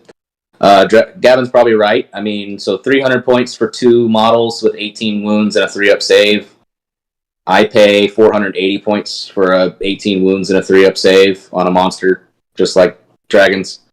So 185 points to do 3 CP and to have the same amount of attacks. No, less attacks. So there you go. Mockers has got more attacks. 7 and 8? Sure. 15 total? Yeah, between 2 dragons, actually the same. So the dragons themselves have 4 each, so that equalizes, right? And then 3 and 3. The sergeant, it's 4 and 3. So it's the same. Yeah. The lances, but the Maw Crusher does more damage because you have more access to rend and abilities to buff or damage too. No, I'm just getting a comparison. But dragons do need to go up a little bit. Just watching them when Bill was using them in other games, that kind of is the feeling I got. Even at 300 points for 2, it's a little cheap. I think they're 340, aren't they? 340 for 2? Mm-hmm. Yeah. So it's the character that's 300 points? The problem is, I don't think it's a points problem. Like, no, it's they're so modular that you can go with so many different factions that GW doesn't even consider when balancing. They baked everything into the War Scroll instead of the Allegiance abilities. Right. So it makes it super modular. Like, you can put it in any of the cities, you can put it in the Stormcast, which has like Translocate, another nasty Celestial Blade amplification to their movement damage application. Like, the War Scroll on its own is like as good of a monster as most things in the game, and then they have access to a ton of tech. So they're like, it's just too good. Like, it's too good. Yeah. I think that like moving them out of phase needs to be looked at because like the points, you can't points address it. You have to point them out of the game if you're going to do it with points. And I don't want that to happen. I would rather them just take away the hero phase move that they just get for free. Or make it once per game. Yeah, well, I mean, that's the only time you ever need it, right? Like, especially if you have translocate, like, you can translocate and move after you translocate and take away all of the counterplay that's supposed to be in Age of Sigmar. I thought they said you can't move after translocate. The hero phase. In the movement phase. I know. It's a weird interaction. So, and it's in the hero phase, so they can do it in the hero phase. Mm-hmm. Like, you can't move in the movement phase, but it's like the they circumvent it. Maw Crusher teleport, Mighty Destroyer. Yeah. No, I get it. Yeah. Yeah, I like that. I'd like for them to look at those mechanics like throughout the game in general. It's like a general like perspective, like maybe revisit anything that's an out of sequence action in the game because I don't think that they fully like value and understand the impact that those things have in the game. Well, they do because they got rid of our fight in the hero phase, but then they left all this other stuff that other armies, our armies can all do in the hero phase. Like they get it, but they don't get it. Yeah, but I mean, Ironjaws are like one of the like main abusers of the mechanic too. Like they can move. 2-3 times in the hero phase. Like, it's just, I get it. It's interesting as a concept, but you need to value it differently than what it is right now, I think. But it won't happen. I'll probably look at points again for summer, and then depending on how points shake out for dragons and the next FAQ after this one, that'll speak a lot to their playability. Either they'll be pointed out of competitive play, or they'll still be around for the rest of the year. Yeah. But that's what I had to add. I don't remember how we got on that tangent, but I think Cruel Boys will get a little bit of a points decrease, or they should, I hope. They definitely feel like they're just on the edge of becoming good. As is, everyone's kind of forced to take big yellers and then hope for mortals on the crossbows. That's the play. But there's a lot more play in the Cruel Boys than that if the points were just down a little bit. Not a massive amount army-wide, but just 10, 15 here or there would really allow for more, just more. Yeah, just leave their shooting alone. Shooting's pointed fine, but like their infantry needs to be pointed differently, yeah. Yeah, the Gut Ripper's 180 points. Like, that's too much for what they do. Other than that, I think like you said, Sentinels will probably get a look. I don't know, unless it's a super egregious hit. I don't know if it takes them out of the game. It just makes it to where no more 50. It's just always going to be 30. Yeah, people are committed to the damn things. There's a lot of people who picked them up and painted them and are stuck with them. So until they're like just completely pointed out of the game, Sentinels will always be around because they have strong mechanics, and a lot of the people who wanted to play them have put them together and painted them at this point. So they're here to stay until they get pointed completely out of the game. Yeah. Maybe OBR comes down a little bit, but that I doubt it. They're supposed to get new books soon too. Yeah, so I doubt it. Maybe Soulblight might change a little bit. That's possible. Zombies shouldn't be 115 for 20. Yeah, it should be 80 for 20. No. What do you think? So if we're talking about points, what do you think is a fair price for zombies for 20? So you compare them to what else is in the book. I think it's fair to compare them to skeletons because they're two different roles, so they're not like really fighting for spots because they do different things. But if you look at how they're pointed, it's 85 for 10 versus 115 for 20, which is less than 6 points model versus more than 8 points. Like a little bit more than 8, a little bit less than 6. Probably me in the middle of 7. Yeah, that's what I'd say. 140 points. Maybe, and like if you don't want to hit them points wise, they need to be like 10 for half of what they are now, rounded up. Like you just do 60-4-10. So you can't have these big giant 60 blocks. But I like zombies and hordes. But so I don't know what you do really. You can try points. The problem is there's not a lot of people who've really like painted and put them together yet. So like you don't see like the full effect on the game state because no one has done it. So if no one ever does it, like they're never really an issue and they never get addressed. So yeah, well I saw it. It's definitely a good. They're a good unit. Even I had the army that could do the damage, unlike Evans, and it still was a slog. What do you think, Evan? Any changes other than what we talked about? So destruction, I don't think will change too much. I think that Gits probably aren't going to change because they expect to. I think they're going to release a book for that, so there's no point in bothering. And plus, really, you can't really bring them down too much because everything's already like super cheap, right? It's not. They're not like they're pointed correctly. They're just like. Because like, a lot of people are like, well, I wish trolls would go down. Of stuff. You just wish their rules were better, right? Yeah, because a lot of people are like, oh, I wish trolls went down in points. I'm like, I think they're actually really great for their points.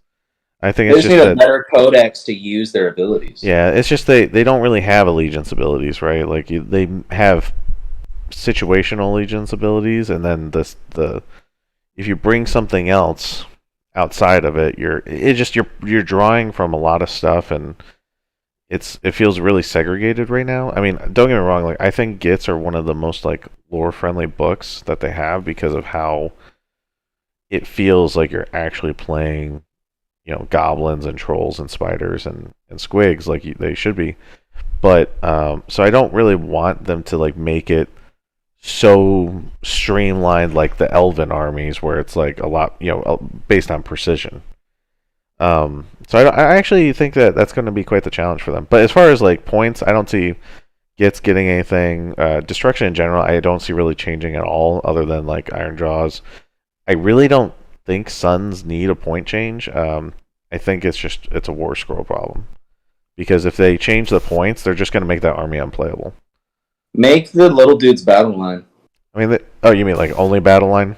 The only battle line they have is the little dudes. Yeah, I don't know. I actually really like the. It's a pack change, right? Yeah, I really like the 4 megas, and that's the thing. I mean, like I guess we can talk about some of the stuff because all of it's just rumors, right? But I mean, they basically have admitted that there will be a new GHB with a new realm coming out, and so monsters aren't going to be as great as they are, and so giants will be nerfed just based on that. Like, and it's coming sooner than later, as far as what they expected. I mean, it's gonna be. We're already 6 months away from what we expect the new book is the new GHB that's gonna change all that.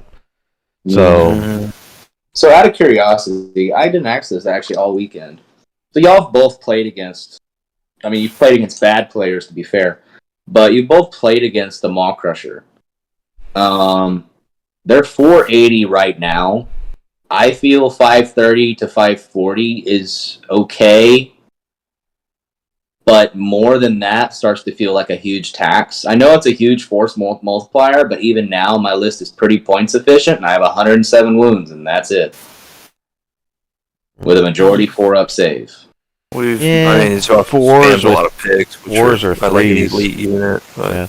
I think the problem is that, like, once again, like, they could make the Rogue Idol, or I'm sorry, the Maw Crusher like 600 points, and I still think that it's like well worth playing because that CP going on 3 units is really what plays it. Now, if they increase everything by like 30 points, that's gonna make it tough. But if they increase because people are like, oh well, the pigs need to go up.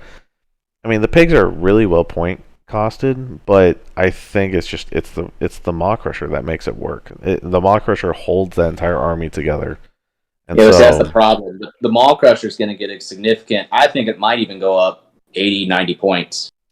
And then the pigs are also going to go up 20, 30 points. Yeah, it's going to be the same thing as Doc. They're just going to keep getting hit with point increases until it just becomes unplayable, or at least it's like you're playing at half strength. But if let's say if the Maw Crusher goes up like let's say 80 points and your pigs go up 30 points each, like they were talking about, you're probably losing a hero and 3 pigs.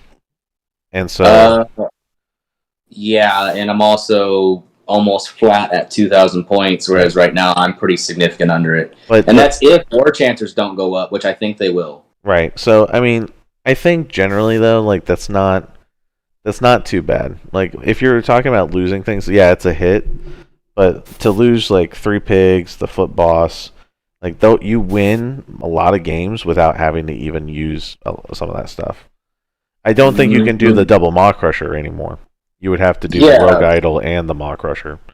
No, if the Maw Crusher goes up that much, I might even just drop the Rogue Idol just to be able to fit crap in my army. Yeah, well, and it's interesting. I think the one saving grace with a lot of the Forge World stuff is that they're not going to get points adjusted, I don't think. At least in my opinion.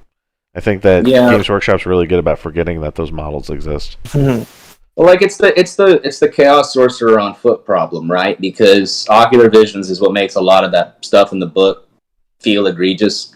And it's the War Chanter giving the pigs 2 damage. It's not that the pigs have a decent rend, because a decent rend at 1 damage is like, okay, I take 1 wound. Yeah, it's interesting because like if you point increase him, the Maw Crusher is just so points efficient as it is now. I mean, if you were to lower Kragnos down to the same points as what a Maw Crusher is now, I still would take a Maw Crusher every time. No, that's what I agree. The Maw Crusher needs to go up. It's 480s a steal for what it does. And My problem is when you increase the points of everything because you think everything's the problem. It's reactive. I mean, it's the dock problem where they're like, oh, let's just hit everything all at once. I think so pigs are like, you can just almost put them, like, stack them side by side to brutes because they're like, they have a lot of the similar characteristics. Yeah. Like the same wounds, similar attacks, but it's the same points really right now. The pigs are 10 points less. Yeah. So I think the pigs need to be like adequately costed when you account for the fact that they can double move and they have more attacks and they line up much better with the structure of the Ironjaw's book, like as far as the movement and the additional rend and the war chanter buff. Like they just use all the things that the book has available better than brutes do, and they cost less points than brutes. So it's like, I think that's a fair like standard to adjust them against, and like I think that like 170 or 180 for pigs is a good starting point, and then if there's still a problem, you reassess. But and what it does is it stops you from taking like 6 or 7 units of pigs. Like that's all it does. Like, and I think that's good. Like you need to see more armies that have like not mono war scroll. Like maybe like it's good that players are forced to mix war scrolls, and that's like good army structure. So I don't think it's terrible if pigs get adjusted a little bit. No, and if pigs go up to 180, that's fine. The problem is that even at 180, they're so much better than brutes. I think it's like a conversation at that point, because then you can start to mitigate the weaknesses of brutes with like teleporting and some of the other mechanics that are available to the army. It's at least like a choice, whereas right now people are just like, pigs are just better. So I'm going to spam pigs. And I don't like that. I don't like that. As far as army state, I think it's bad army state, in my opinion. Especially when they gave the pigs the -2 rend instead. That was, I think, what pushed them, made them like go from like, hey, this is a pretty viable option to like, this is the only option. I wish they would just take away the -2 on the guy on top, give the tusks a -1, so it's -1, and then increase the points to 160, equal with the brutes, and then just leave it alone. Well, it's like the problem like with increasing rend at all is that you have access to conditional rend, so it's not really -1 rend, it's -2 rend. Or like, if a good player is going to make the -2 rend matter enough to end the game, like a lot of the time. So like you also have to account for that, and it's a tricky book to balance because of all moving parts around the damage mechanics. That one will be a little interesting to see how that goes, but I guess like destruction, I don't really see much changes. I think ogres aren't going to get changed. Gloomspite, nothing. Suns, probably nothing. And then Kragnos, I think, is probably going to go down like 80 points, and I still don't think it's going to be enough. No, until he gets... Or they just don't do anything. It sounds like they've been constantly talking about how they like are irritated that no one's running Kragnos, but it's like it's obvious why he's crap. He's crap. He doesn't fit into what it is. You could give him a 1-up save, unrendable like the Bastiladon, and people still wouldn't run him. Yep, mortals, gone. So yeah, it's just that's what he needs. He needs some kind of ward. If you're gonna like try and make him viable, like in this game state, he has to have a ward to be playable. It blows my mind with some of the I mean, I think a lot of people. I mean, I'm a huge fan, and I understand there's like huge amount of broken shit that you could do, as far as like if you just made him the War Master for destruction. But I mean, I'm like, okay. I mean, we already have one for Chaos. Like, it would be awesome if they did that for all of them, where it's like, hey, this is a really badass unit to run in any of these things, and it basically changes the way this model works in each army. Yeah, just make him 850 points. Yeah. Give him a 5-up ward and give him all the keywords. There you go. And I don't even need the ward. I just need the keywords, because the keywords themselves, a lot of them will give him a ward. I mean, running him in Bone Splitters would be fucking stupid. Like, there's so much things that you can run them in. Like, it makes a lot of the weaker factions really incredibly strong because of the keywords are good. They just don't have the models that match, that really benefit from the Legion's abilities. until he has a way to protect himself from that mortal wounds, he's just not going to do anything. Mortal wounds are so prevalent now.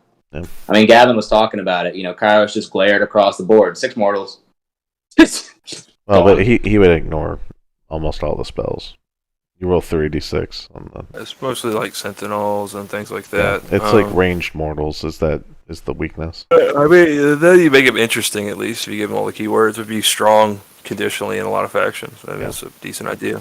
And it would give him a huge amount of viability. Like you could run him. Yeah, well, you need to like readdress his points if Oh, you're of going to course. give him all the keywords because he's going to be much better than he is now. But it would be cool to see that model played a lot. Yeah, so we'll see where that goes. They might just be like, he's another model to give up on. Which brings me to GoTrek. I have heard rumors, pretty reliable rumors, that GoTrek will be not so playable anymore. As far as Yay! Let's clap for the handicap. They're gonna make him much more difficult to run. So Let's see. We'll see how that plays out. I think he's kind of played out now, which. Like I don't think that you don't see him played a ton now. Usually in a dock army with Marathi. It's unfortunate that they. I wish that they just gave him something. I mean, he's kind of cool, I guess. Yeah, I like it. But keep the him way at he interacts cities. with the games is like, I don't know. He interacts with the game in like a really weird way because of how tanky he is and how much damage he does and how much little movement he has. Mm-hmm. So it's like a lot of it's like. Do you understand the game enough to mitigate what he can do, or are you going to jam your whole army into him and watch him kill it all? Like that's kind of like the problem that GoTrek presents to your army right now, which I think is a fine thing to have in a game, but it definitely blenders the middle tables, and I guess that they see that as an issue. So yeah, a lot of people don't know how to reliably. I mean, even some armies I know with don't charge him. Yeah. If the objectives weren't all pretty much in the middle of the board, he'd be much less of a problem. Well, he's 2 models for objectives. You don't even have to charge him. No, that's not what his objective claiming ability is not what matters about it. And well, it should be like it's a player based problem. Like the player base, like as a whole, doesn't understand that you can take objectives from GoTrek by just putting bodies around him and not charging him. Everyone thinks you have to kill him. So like that's the problem. It's not like the actual design elements of the character. It's the community. Like a large portion of the community isn't savvy enough with the rule set to understand that you don't have to kill GoTrek. I think that's my opinion. So well, if you don't kill him, then he just kills whatever you put on that objective in their turn. Yeah. And then there is ways around it. Put more stuff. Yeah. Most people don't got that much stuff. Well, I mean, because you can only kill one thing a turn.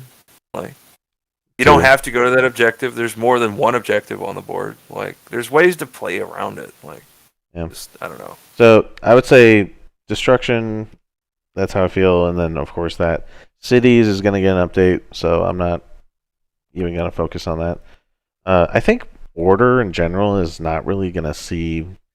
I think they're going to Lumineth are going to see some changes, but honestly, I think Sentinels go up and then Wardens go down, and so you're just going to see this weird switch where somebody's just running 90 Wardens and 80 Wardens or some shit, and just fucking you up with 3-inch melee attacks where everything's doing 40 mortals. attacks, hitting on 3s, doing mortals on 5s and 6s. Yeah, I really think that's all it's going to be. Is you're going to see I'm running 20 Sentinels to pick off your back row. But, you're going to have to chew through this entire horde. And Lumineth is kind of weird. They're becoming a horde army. It's really strange. It's lots of bodies. Yeah, I think that would be much better for the game state though. Then at least you have to get in the combat to do your mortals. I agree. I completely agree. I mean, anything to weaken the Unleash Hell bullshit. I'm more than happy to deal with that. It's just going to be really weird where it's Lumineth have more wounds than some destruction armies, and because they're running just a shit ton of bodies, and they're tanky, they're -1 to hit, they're they have. All the stuff is great about them, and then they can really start taking advantage of stuff like Rally, and then you're just like, Jesus Christ, I can't kill these things enough because they're just so good, and they got Aether Quartz, and all, the heroes are getting tied down with, It makes me wish. goading arrogance.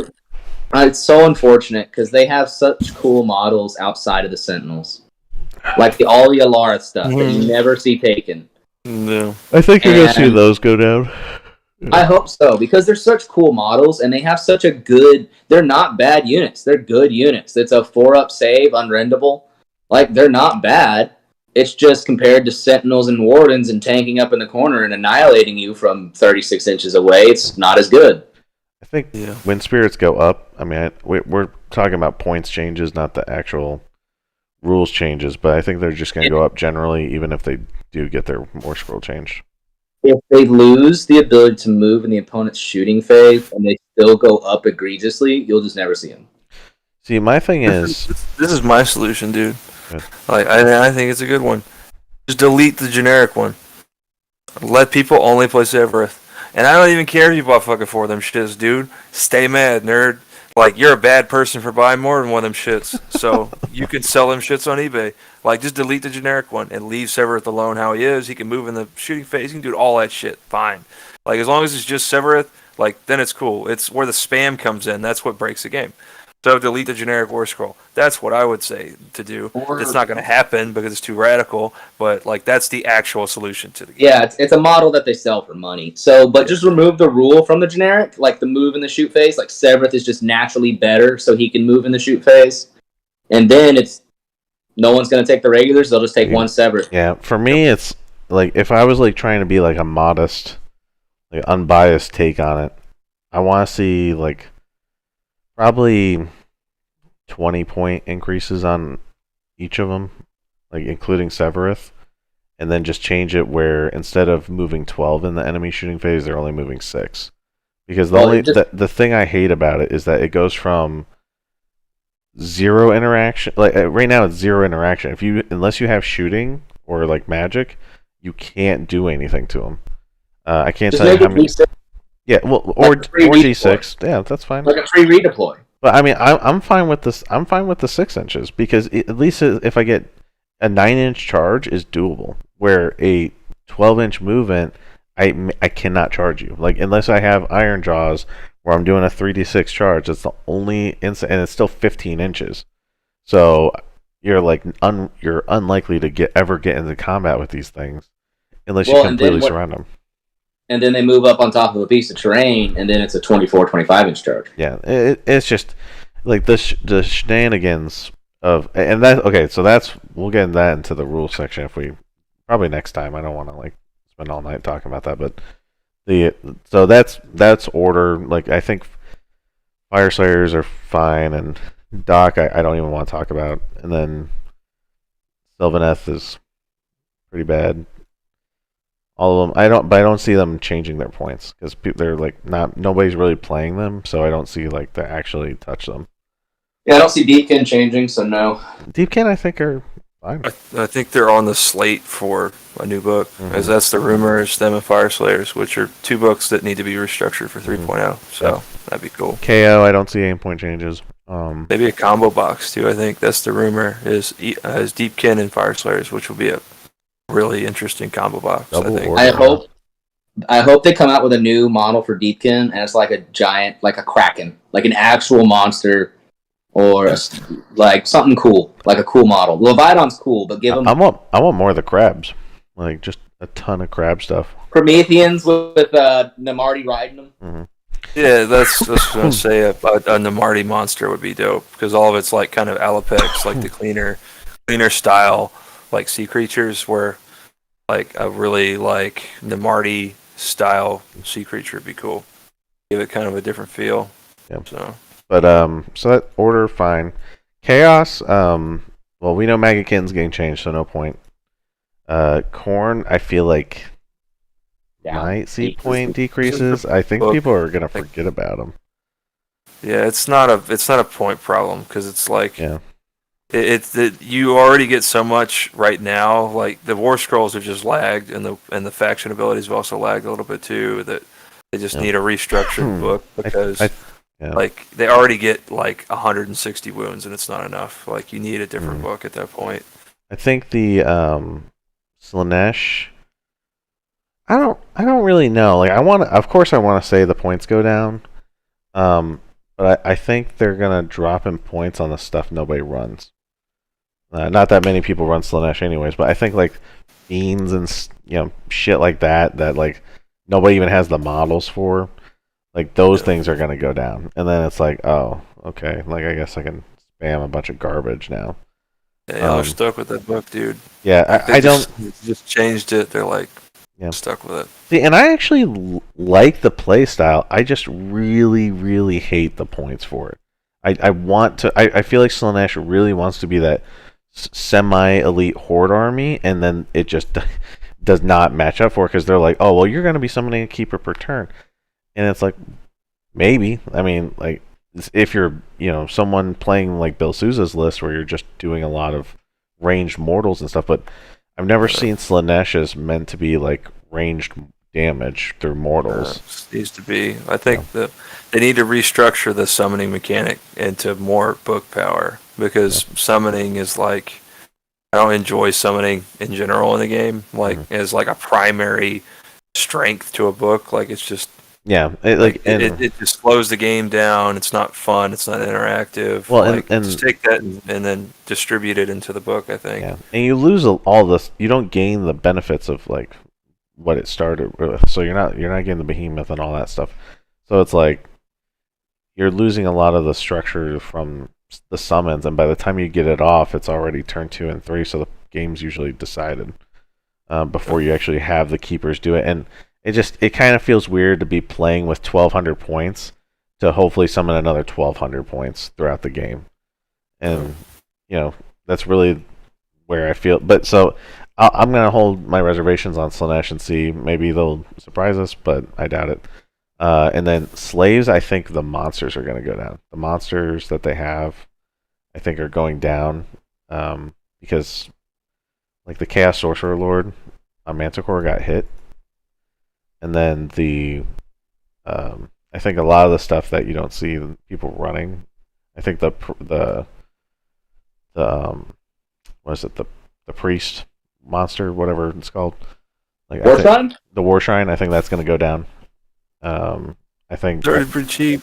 Yeah, I think that you're going to see like where slaves kind of struggle is that they have really good rules and they keep getting updates. I feel like every quarter it feels like they get a little something, like whether it's another little tiny model that does something cool, or some white dwarf thing, or any chaos thing seems to like also do great in slaves. So I feel like they're kind of in a weird spot, and I think it's just they don't have the big monsters outside of Archaon. I think that what they're talking about is like merging a lot of what Beast of Chaos has into slaves, like as a faction. Cool. That would fix a lot of their problems because it give them a lot more monster options, right? Cygors and stuff like that. Give me Minotaurs in Slaves to Darkness, and I will play them all day. Yeah, dope. And then Skaven don't exist, so nothing there. Talk about someone who needs a book. Like they just need a book. Yeah. I think it wouldn't surprise me if like they actually got no point changes.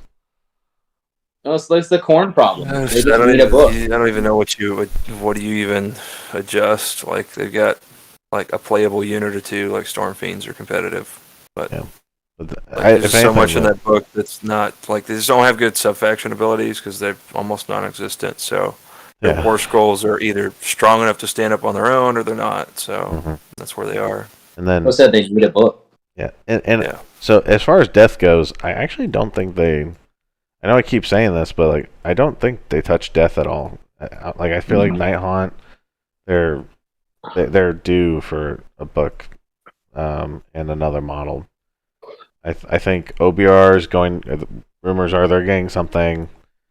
I could see Feck being ignored completely, and then as it deserves. Because I haven't even seen a Feck player at any of the U.S. Opens. I saw one at Hammerfest. I played against. I played against one. Still, Caesar won a GT with him. Yeah, what do you want? Maybe that's what I'll play.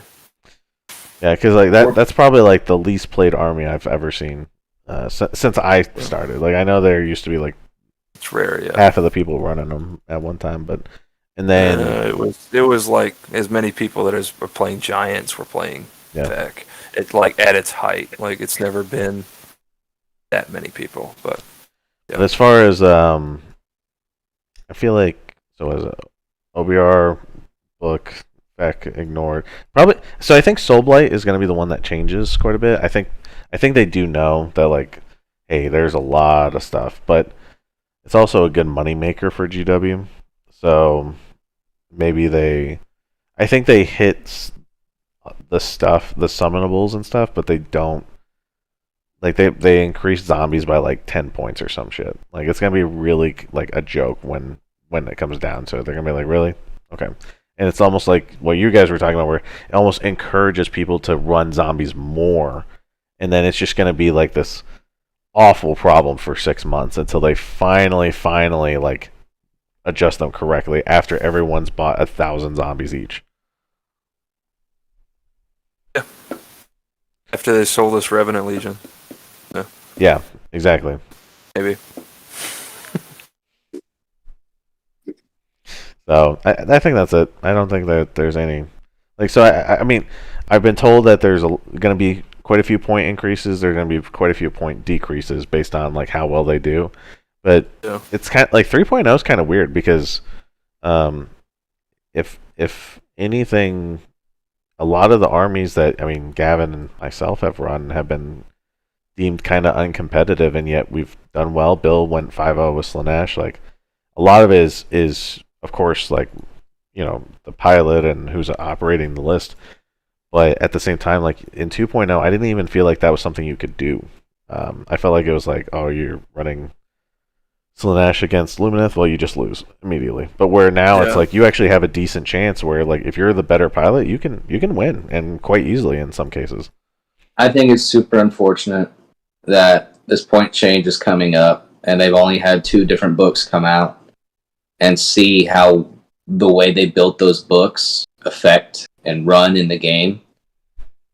And then those 2 books will see changes, but they have 3-4 more books coming out just in next 4 or 5 months. Yeah, well, I mean, and they feel. I think you're like overestimating how bad Iron Jaws are going to get hit. Like Iron Jaws are like one of the strongest armies now. They're going to be one of the strongest armies after FAQ, no matter what they do. So, it's not doom and gloom for the Iron Jaws here. I think it's kind of weird because like I think the Stormcast Orc books are kind of like this weird like unfinished test run armies where it feels like some of the stuff in like as far as Cruel Boys and especially Bone Splitters, it felt like they just neutered Bone Splitters, and then Cruel Boys are kind of like half an army where it's like missing some key pieces, and then Stormcast, it has like just an unbelievable amount of stuff, but you're only going to be running like a quarter of it. And I think they kind of want you to. I think they're like, hey, all this stuff we've been selling to you and like giving away and doing everything, we're kind of just going to be revamping it anyways and refreshing it. So feel free to just toss those to the side because we're not going to give them the rules that you want. Definitely like a lot of redundant units in Stormcast. Mm-hmm. Like you have like your infantry, and there's like 3 or 4 different types of infantry that all do the same thing. Yeah, exactly. There's one good one and then 3 bad ones. Yep. Sequitors, Vanquishers, and Liberators, right? So what's the difference? Mortals on 6s, +1 defense, or cheaper. Well, yeah, and then you can even like do like the Paladin models and the Annihilators, and it's just so. Yeah, and there's just so much junk in the book. It's just like I don't know. And the one like takeaway that I do like about it, and that I hope that they actually do do that, especially for like Gloomspite gets, is that like the amount of battle line options in Stormcast is unreal. I mean, is there anything that you can't run as battle line with the right hero and stuff? And it's usually just a generic hero. The Fulminators? I mean, that was a rhetorical question. There's like 15 battle line is more what I meant to say. You can run all the Tricothian Guard, I think, is battle line. Oh, okay. Well, I get 2 options natively, so Well, but some armies are like 1.5, right? Like they get 1, and then there's like a situational 1, but they're a 3.0 army, and their sub factions weren't like, oh, you can run dragons as battle line. Like that would be the stuff to like fix dragons. It's like you can't run them as battle line unless you run this specific dragon sub faction or something along those lines, because they did that with like Cruel Boys and stuff, and Bone Splitters and Iron Jaws. They could have done it. They could have done a dragon book, dude. Yeah, well, and that's the thing. Like, a lot of it. I mean, it's the typical GW. Like, they could have spent an extra 5 minutes actually caring about something instead of just, hey, let's just push this out and like, just to like get this, sale or whatever. And it's just, it feels redundant because it's like they keep putting shit out and then we keep complaining about it, but then we buy it anyways. So. they make Gut Rippers 160 and then a couple point decreases in their monster characters that make their army work. I feel you'll see a build outside Big Yellows that'll do really well. There's some, yeah. I think there's some play. I mean, I've been messing around with it, but I don't think that really good tech. Yeah, they're like definitely not a bad army by any means. I think a lot of people are just like, I'd rather just run Iron Jaws and not have to worry about, any serious like play outside of like I can't fight my opponent 1v1 in combat. Well, my problem is I've got a bunch of the stuff and it's painted, but it's just like I just can't. Like I said, it's like the toddler on the hill. I get up there and go, nope. Yeah, well, and that's always going to be the problem. Is like you build a list and it gets good if it's like highly competitive, and then they are going to take some. You're going to have to drop something. I mean, that's why I like running a lot of shit lists because I know that I usually get to add more at the end of the day. No, Troll's pretty good at getting points increases. Maybe. I mean, if they added like the wound to count them as so they could be 2 models each. Because I think that's like, if we're talking about trolls, like, it's just the model count that really sucks for them. Yeah. Oh, they only count as 1? Yeah, that's stupid. Yeah, that's the problem. They don't have champions, and they don't like screamers.